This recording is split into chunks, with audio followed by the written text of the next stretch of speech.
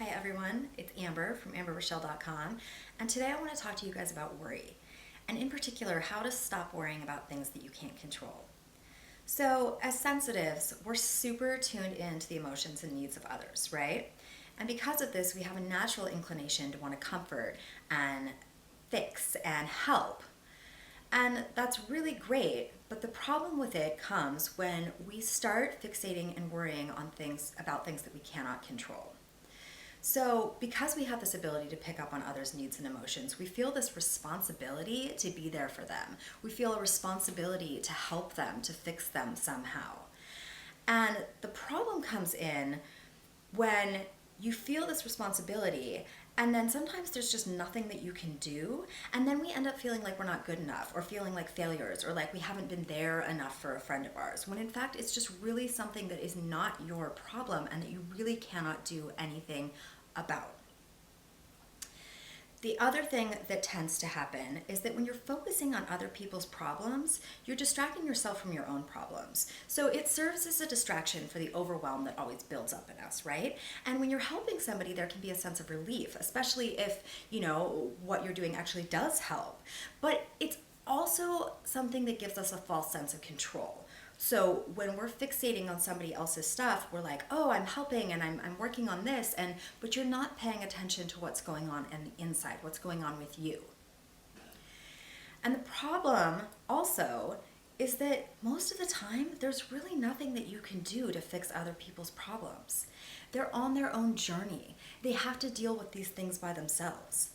Now, this doesn't mean that you can't hold loving space for them or be a support system for them or be there for them.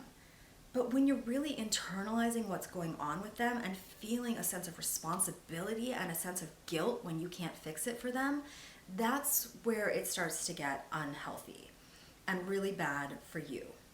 And it also can just drive you crazy. I mean, it can just make you so anxious. You spin your wheels all day thinking about all of these things that are beyond your control. Even if it's not some other person's problem per se, maybe it's a situation. It's a situation at work. Or, it's a situation between two other people. Whatever it is, you are fixating on something that literally is outside of your control and not focusing on what's going on inside of you and things that you do have control over. So how do you start to change this habit, this pattern? There's a lot of different ways to tackle this, so I'm going to give you some steps, and as I always say, take what works for you and leave the rest, but these really do tend to work well in succession, so I suggest trying them out in that manner in the beginning. So the first step is awareness. I mean, you have to notice that you're doing this, because I think sometimes we don't even notice we're doing it. It comes so naturally to us that we don't even notice that we're doing it. You can go all day spinning your flipping wheels about some situation and not even notice that you're doing it until you get home. And then you're like, oh my God, like I stressed myself out so bad all day about this thing that I can't control. So start to really pay attention to where you're doing this in your life. The next, the next step is acceptance. So you just have to accept. Sometimes you just have to accept, and you have to feel the sadness and feel the frustration and feel the pain that comes up with knowing that there is nothing that you can do to fix this situation, this person, this problem, whatever it is. Sit with that feeling, let yourself feel it, cry about it, write it out if you need to, and then you can release it. And sometimes you have to do this multiple times because it might just be so heavy that it keeps coming up for you and keeps coming up for you. And every time it does that, allow space for those feelings of, this really sucks. This really sucks. I really want to help this person, or I really want to fix this situation, but I know that there's nothing I can do. And just really let yourself sit with that. Sorry, my allergies are crazy, so I'm like snotting at myself right now. Anyways, so the next step is I want you to start looking at what you are avoiding in your own life by fixating on this person, problem, thing. So really take some inventory of yourself. What needs to be felt? What needs to be done? What needs to be looked at? Like, what could you be using the situation unconsciously, but what could you, or subconsciously, be using the situation to avoid in your own life? Where are things in your life that need to be looked at? So really sit down and take inventory of what's going on with you on your side of the street. And then you can come back to said person, problem, thing and look at it in a different way. Instead of focusing on what you can't do to help or fix or comfort or whatever, start looking at what you can do. So maybe you can't fix that your friend is going through a divorce, but you can be there for her. You can call her, you can give her an ear, you can send her flowers, you can send her a card, right?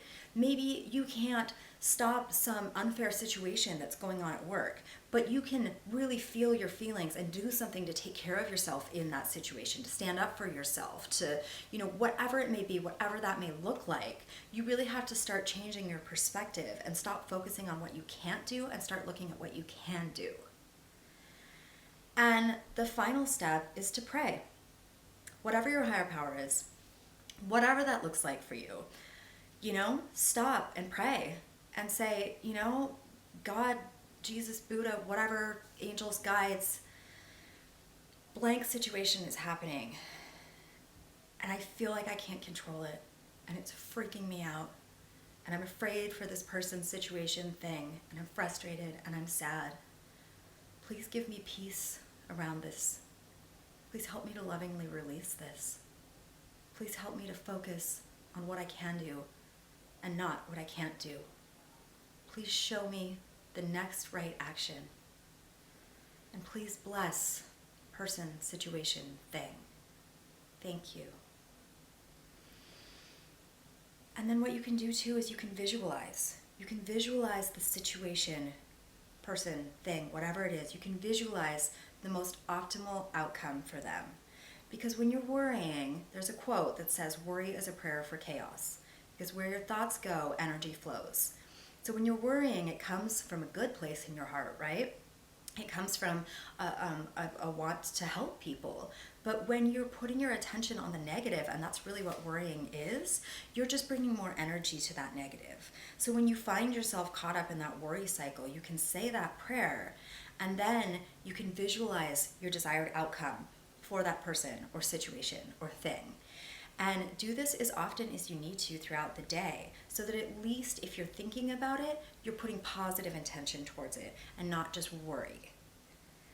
So I really, really hope that these tips have served you today. I believe so strongly in, really working on these tools, because you drive yourself nuts worrying about things you can't control. Trust me, I know. I did it for years, and I still do it sometimes, but I work these steps. Because it clears up so much space in your life, so much energy. It gets rid of so much shame and guilt and frustration and anxiety. And it's just going to open up a lot more room for you to work on what you need to work on with you, and for you to be happier, and for you to be a calmer person. So as always, I would love to hear how this works out for you. You can find me in our incredible Super Sensitives group. I will post that link below. You can find me on Facebook. You can find me on all the social medias at Miss Amber Rochelle. And I hope that you all have a lovely afternoon, and I will see you next week. Thanks for listening.